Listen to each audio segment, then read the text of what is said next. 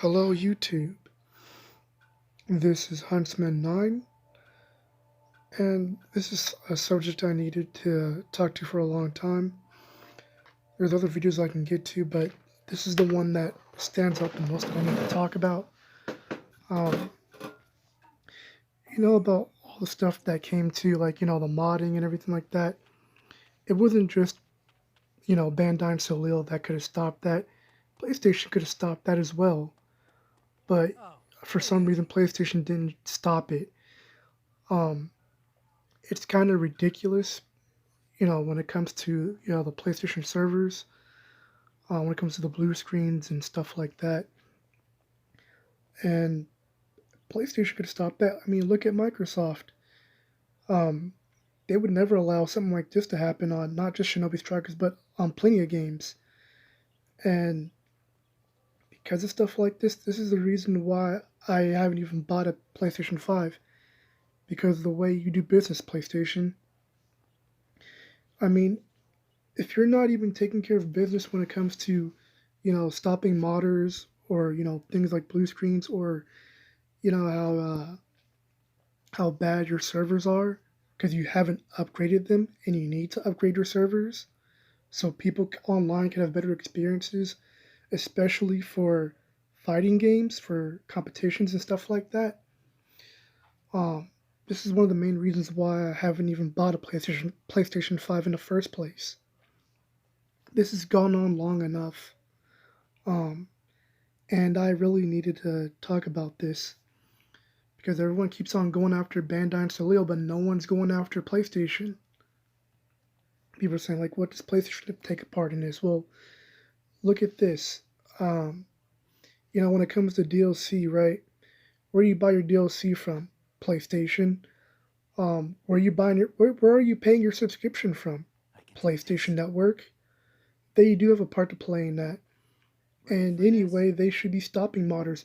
It's funny because when it comes to PlayStation, they'll act like the hero when it comes to, you know, um, people who are cursing online or flaming people, bullying people, stuff like that. But when it comes to modding, they don't do anything. It doesn't make any sense. And it's like, if if you're not going to stop people from modding on other games, like this one right here, um, to me, it just makes you feel like, well, why bother with the PlayStation 5 if this is what's going to happen? I'm going to run into a bunch of other games that, you're not going to stop people from modding on. It's like, and I paid for a subscription, $10 a month, and other people are paying $50 a month.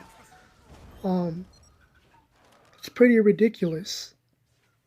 It's even selfish because I mean, look, I'm talking about mainly stuff about when it comes to tournaments, things like maybe Tekken or things like games like that, or even Dragon Ball Fighters or even um, you know other upcoming fighting games. And that's the whole reason why we haven't even had you know tag battle systems. Having 3v3s or 4v4s or 2v2s on fighting games. Um, Especially when it comes to the netcode stuff like that. Rollback stuff like that. We could have been had stuff like that in Dragon Ball Fighters or what I'm saying, or Tekken or other fighting games, or even KOF, King of Fighters. That's a really good game for 3v3s and stuff like that online. And it's a shame we haven't even seen that. There's so many things you could have done, PlayStation, to make gaming experiences better.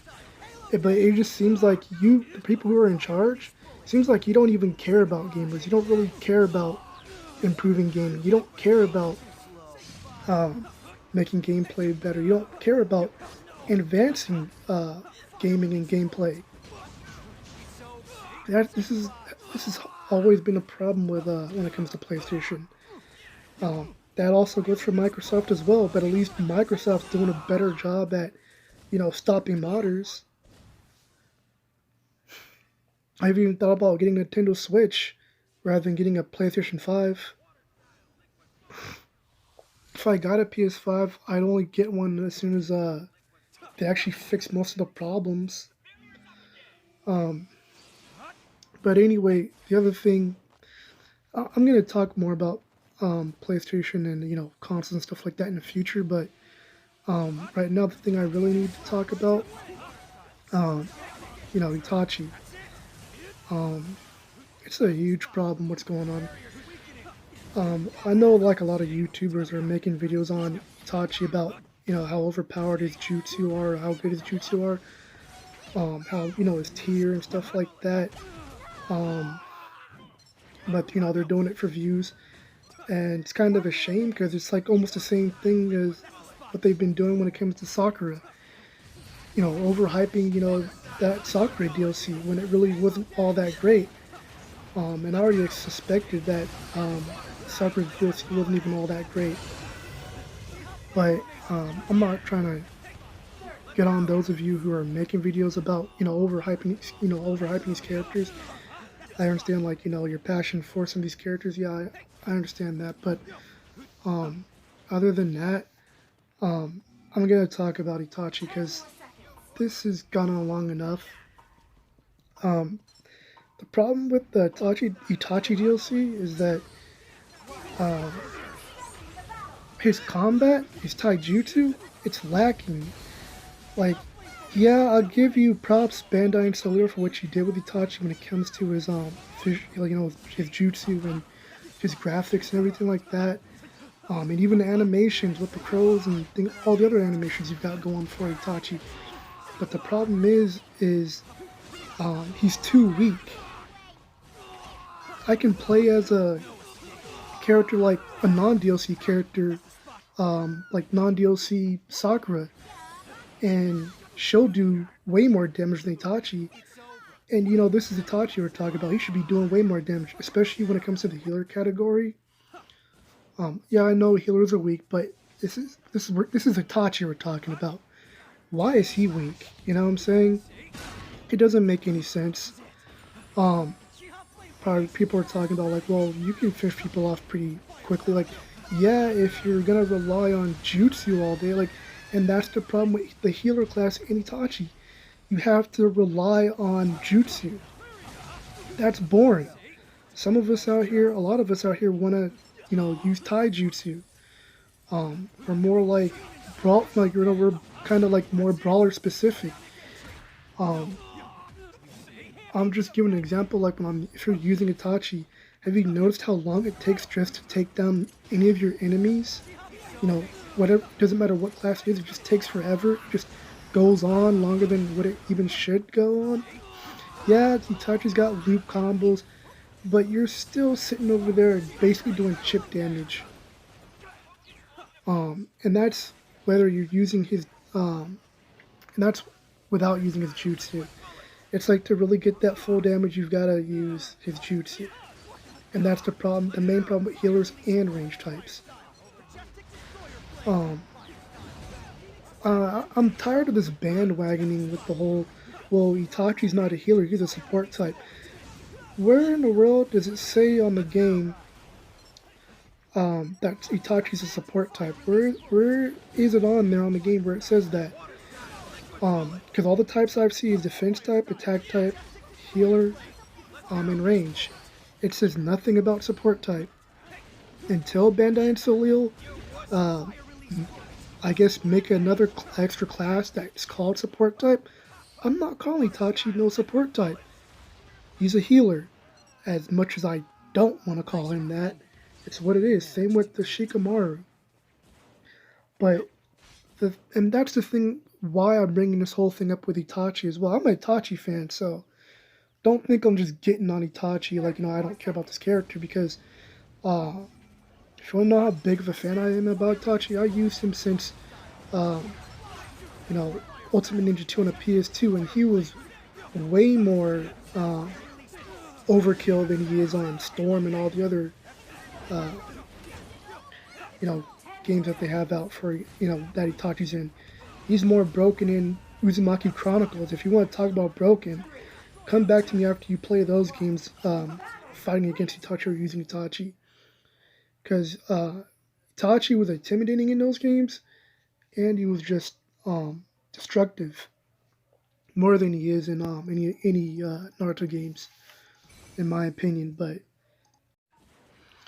yeah, and so anyways, um, so far when it comes to um, Itachi being in the healer category, Bandai Soliel, either you knew that this was not a good idea, or uh, you just chose to, put him in the healer category. Either way, it was a bad idea. He, all I have to say about this is that Itachi being in the healer category is literally a waste of jutsu that we could have got for the ranged or attack types. Especially ranged, since ranged needs genjutsu. What do you think? Because, like, look at range types. It's literally made and set up for, you know, genjutsu. Because range types, they represent more of the Uchiha, if anything, more than all the other class types. It doesn't make any sense whatsoever for Itachi to even be in a healer class. Yeah, I understand about the Edo and all that, but still, ridiculous. If you want to know about how bad Itachi is when it comes to combat, like, go into, like, VR missions and try taking down a boss with Itachi as a healer. It's terrible. He hardly does enough damage.